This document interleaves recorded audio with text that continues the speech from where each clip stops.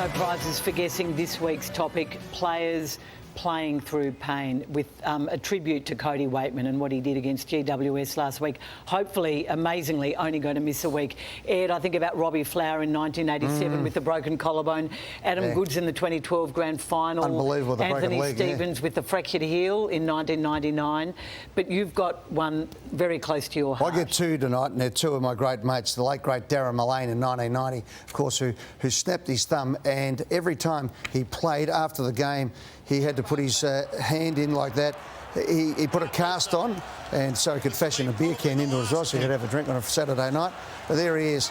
When the final siren went down, 32 years of hardship, there's Tony Shaw and the great Darren Mullane, who ran off and sadly 1 year later was dead in a car accident. So again, a salutary point for some of the young players around the place, that he was the most invincible bloke you'd ever meet. Not so much though.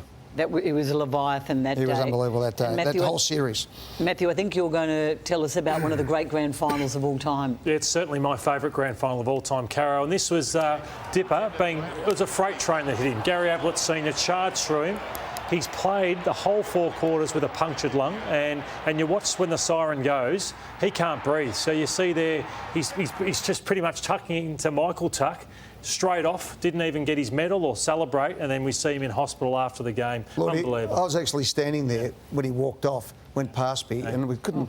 No one quite knew until his lung actually started collapsing at that stage. It was unbelievable. And he hasn't told that story many times. Never, no, never. I don't think he might have been the one who fractured Robbie Flower's collarbone, actually, a couple of years earlier. He gave as good as he got, Dipper. Ross, one of your favourites, played with a broken leg. Yeah, 2015, Nat 5, prelim versus Hawthorn. 4 minutes in, he recklessly throws his leg out, fractures the right leg, you can see him hobbling. But he went on, I felt physically ill. He went on to play at 24 possessions, 9 clearances and 6 tackles. And there's the courage of the man. So you go down by 15 points and you think, what if? Yeah. Incredible. Everyone underestimates how courageous. Could he have played the week after if you won?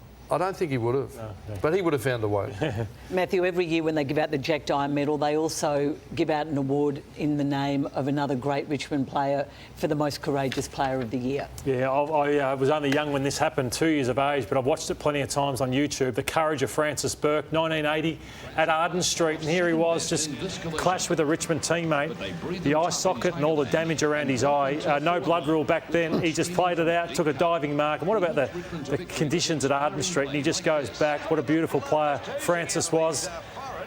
Judges the conditions beautifully, rubs the blood off with his jumper and goes back and slots one and charges straight back to the goal square. So great admiration for Francis. A wonderful, beautiful man. He too played through a game with a broken leg too, a few years earlier.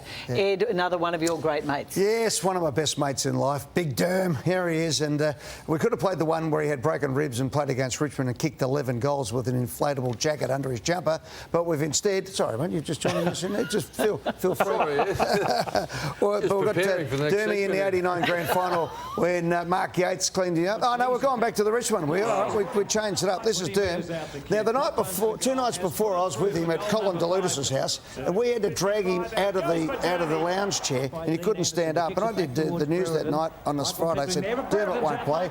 And he went and kicked 11 goals. It was unbelievable. Of course, in the 89 grand final, we famously think of that Mark Yates clean-up and Dermot going back and taking the mark, kicking the goal. And, of course, they won by 5 points. One final thing there. Isn't it interesting, though, that we lionise these guys, that it's the recklessness and that sense of courage at times that drives the players to be the superstars they are, and it's finding that balance that we're talking about Jordan De Goey. Slightly crazy as well, you're right. Thank you, Cody, for inspiring us this week. Great idea, Matthew.